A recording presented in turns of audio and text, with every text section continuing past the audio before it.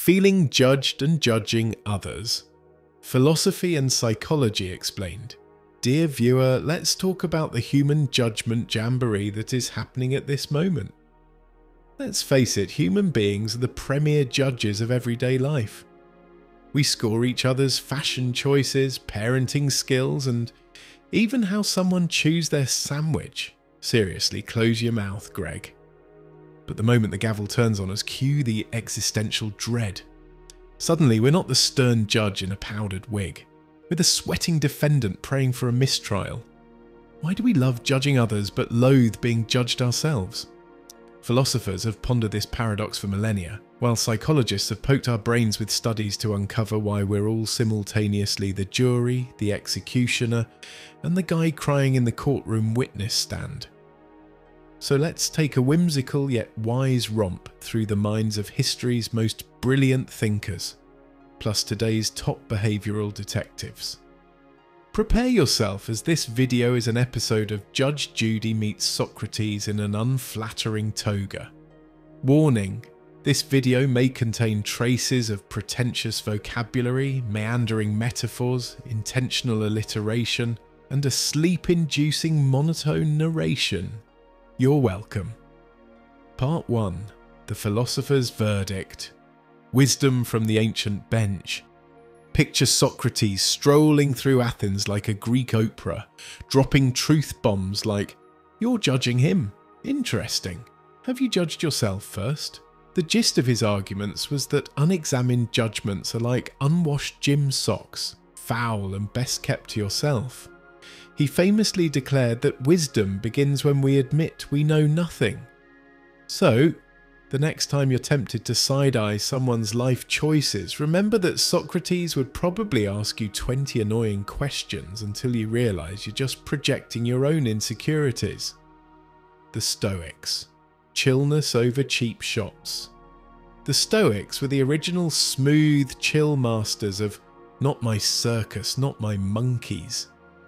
Marcus Aurelius, the philosopher king who ruled Rome, said, "The best way of avenging yourself is not to become like the wrongdoer."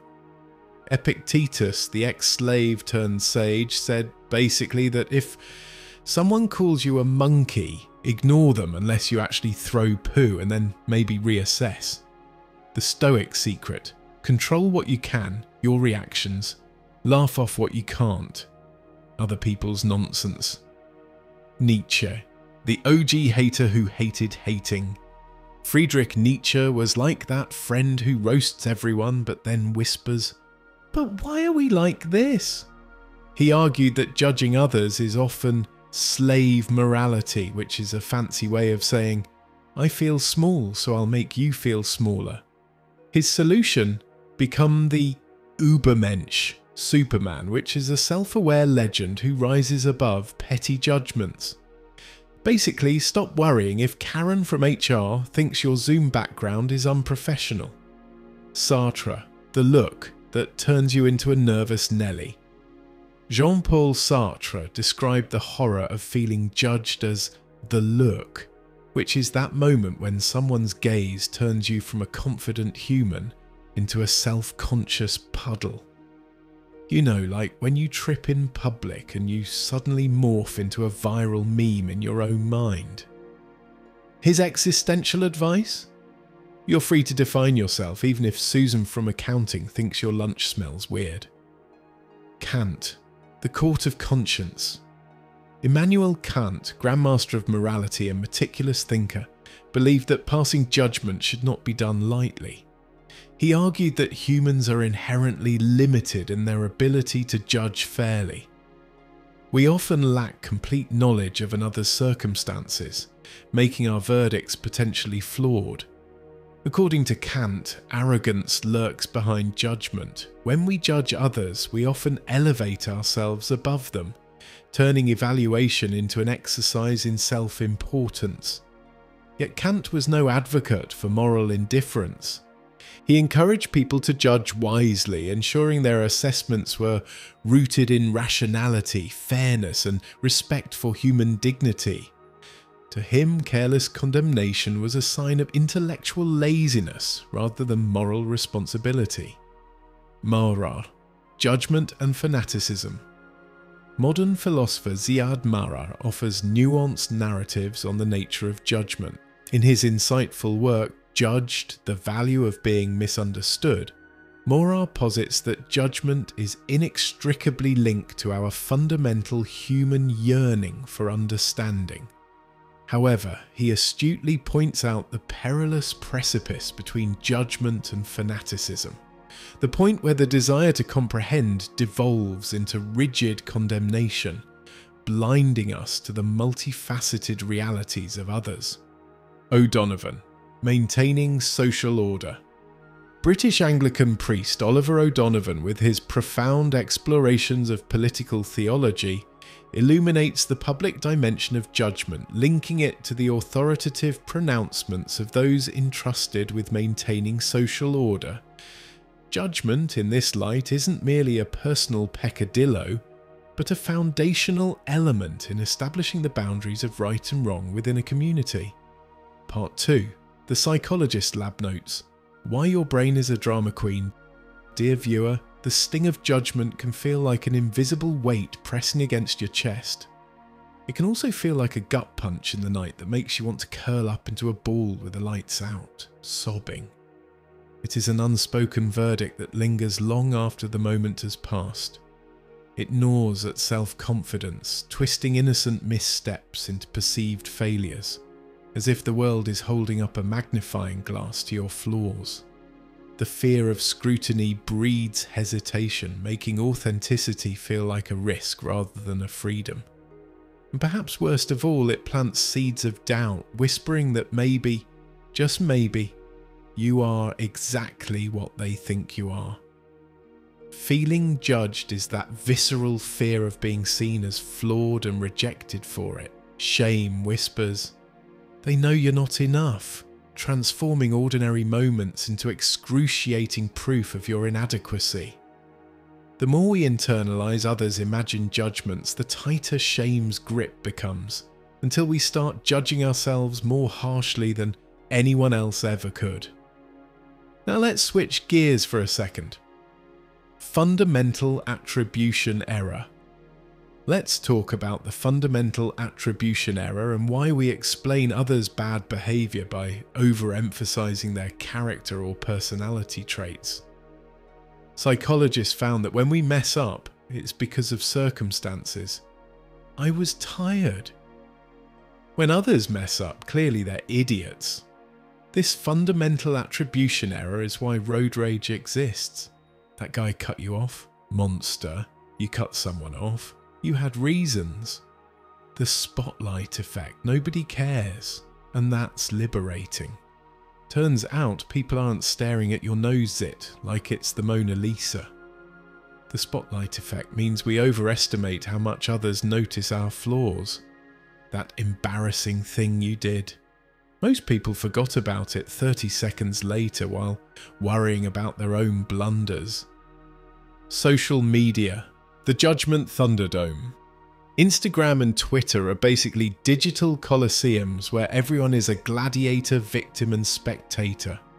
Studies show that compare and despair social media scrolling makes us judge others more and judge ourselves worse. Pro tip: if a stranger's comment ruins your day, you've handed them a remote control to your emotions. Time to change the channel. Fear of negative evaluation, the social anxiety spiral. For some, the fear of judgment isn't just awkward, it's paralyzing.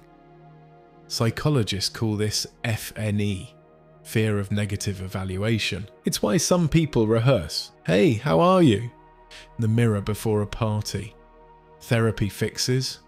CBT, cognitive behavioral therapy, helps rewire catastrophic thoughts. They all hate me. Into reality checks. They probably think about tacos. Evolution and evaluation. Harvard psychologist Amy Cuddy suggests that our tendency to judge others is an evolutionary instinct that helps us navigate social interactions. She argues that the brain subconsciously asks two key questions upon meeting someone. Can I trust this person? Should I respect this person? These quick assessments help determine whether someone is a potential ally or adversary. However, while these judgments are instinctual, they can also be flawed. Prejudice, assumptions, and biases can interfere with rational evaluation, leading us to misjudge others based on superficial impressions. Shame, vulnerability, and judgment. Modern psychologist Brené Brown explores how judgment intertwines with shame and vulnerability. According to Brown, people who judge harshly often do so to shield themselves from their own insecurities. When we fear being judged, we put up emotional defences, sometimes by judging others first. Part 3. How to judge less and live more. Dear viewer, let's take a look at these 5 steps to overcoming judgment in your life. Step 1. Swap judgment for curiosity. Instead of, ugh, why would they do that? Try, wonder what their story is. Works for bad fashion and bad life choices. Step 2. Treat opinions like weather forecasts. Some predictions are helpful. Most are just noise. If someone's judgment isn't a meteorologist warning you of a hurricane, let it pass like a light drizzle. Step 3. Empathy and perspective taking. By putting ourselves in others' shoes, we can develop a more nuanced understanding of their experience and challenges. Step 4. Mindfulness and self-awareness. Cultivating mindfulness allows us to recognize our own biases and judgments, reducing the likelihood of knee-jerk reactions. Step 5. Be the judge of your own court. Marcus Aurelius said, "You have power over your mind, not outside events." So if the world is a courtroom, stop being a nervous defendant. Say to your inner child in a compassionate tone, "I swear to tell the truth." Drop the gavel. Judging others is easy, being judged is excruciating. But the wisest minds in history agree that the only opinion that truly shackles or frees you is your own. So the next time you catch yourself mentally sentencing someone, or sweating under society's microscope, remember that you're not a judge. You're not a defendant, you're just a weird, wonderful human trying your best. Part 4. Famous judgments through history. Dear viewer, let's see what we can learn from history about judgment. The Salem witch trials, mass hysteria, and moral panic. Imagine being accused of witchcraft because your neighbour's cow died. The Salem trials remind us that group judgments can spiral into collective madness. Moral of the story: just because everyone is pointing fingers doesn't mean they're right. The Stanford Prison Experiment. When power corrupts.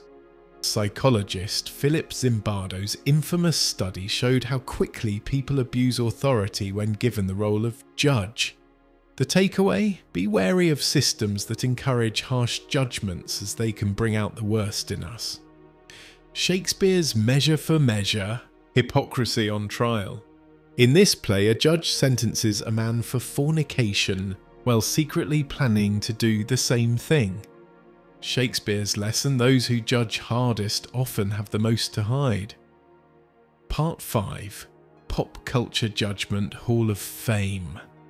Let's now take a romp through pop culture, dear viewer, to see what it has to say. Mean Girls, the plastic's reign of terror.